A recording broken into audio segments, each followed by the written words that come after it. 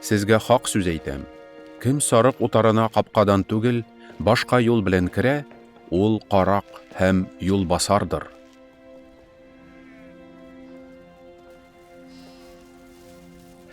Капкадан керүче сарыкларга көтүче була.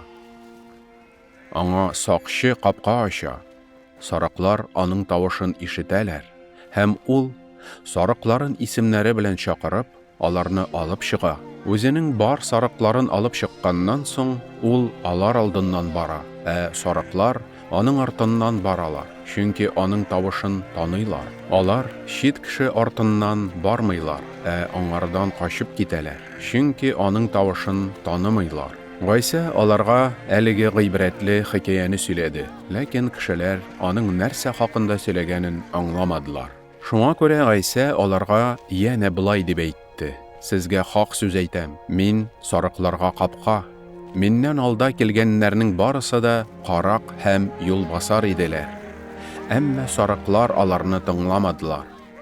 Мин капка, минем аша керүче котылачак, кирип чыгып йөриячәк һәм көтүлек табачак. Карак ул урлау, үтерү һәм һәлак итү өчен генә килә. Мин исә тормыш бирергә, мул тормыш бирергә дип килдем. Мин яхшы көтүче. Яхшы көтүче сарыклары өчен җанын да кызганмый. Ялланган көтүче, чын көтүче түгел ул. Сарыклар үзенеке булмаганга, ул алар турында кайгыртмый. Бүренең килгәнен күреп, сарыкларны ташлап, качып китә. Бүре сарыкларга һөҗүм итеп, аларны таратып бетерә. Мин яхшы көтүче. Атам мине. Мин атамны таныган кебек, мин үземнекеләрне таныйм. Алар мине таныйлар. Мин сарыкларым өчен җанымны да кызганмыйм.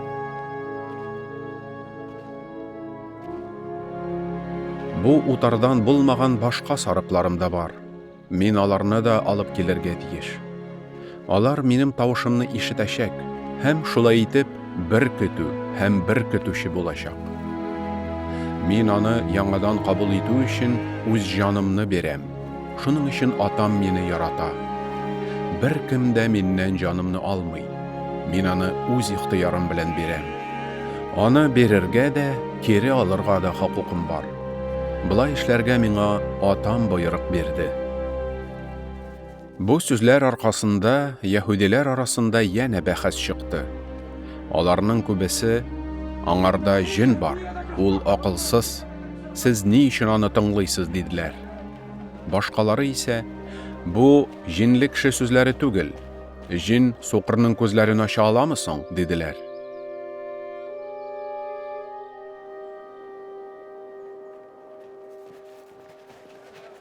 Кыш иде. Иерусалимдә яңару бәйрәме вакытында Гайса Аллаһы йортында Сөләйман айванында йөри иде.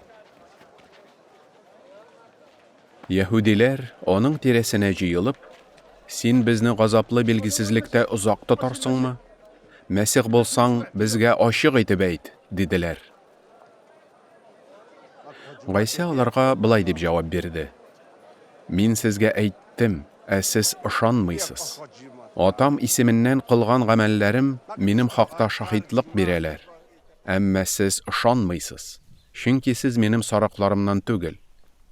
Минем сарыкларым тавышымны ишетәләр.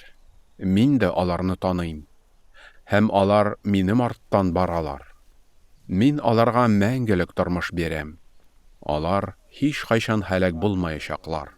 Һәм аларны бер кем дә минем кулдан тартып ала алмаячак. Аларны миңа биргән атам һәммәсеннән дә бөек. Атамның кулыннан аларны тартып алырга бер кемнең дә көче җитмәячәк. Мин һәм ата бер.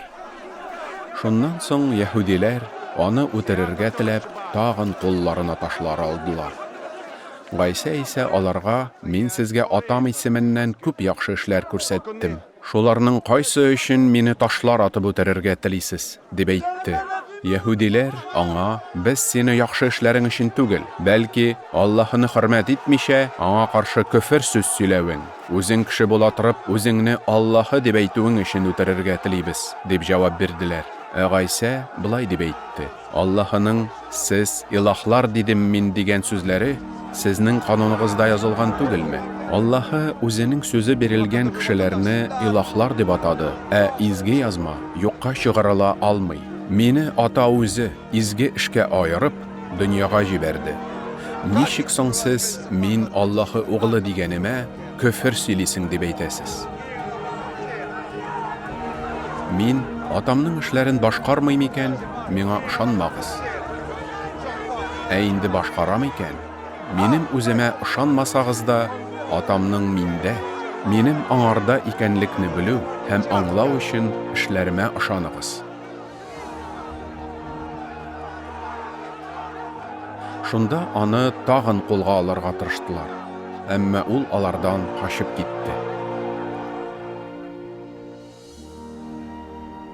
Шуннан соң Гайса тагын Үрдүннең аръягына, Яхья элек кешеләрне чумдырып йөргән урынга китте һәм шунда калды.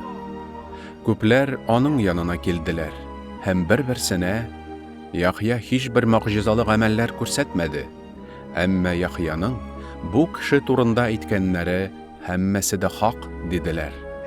Анда күпләр аңа иман китерде.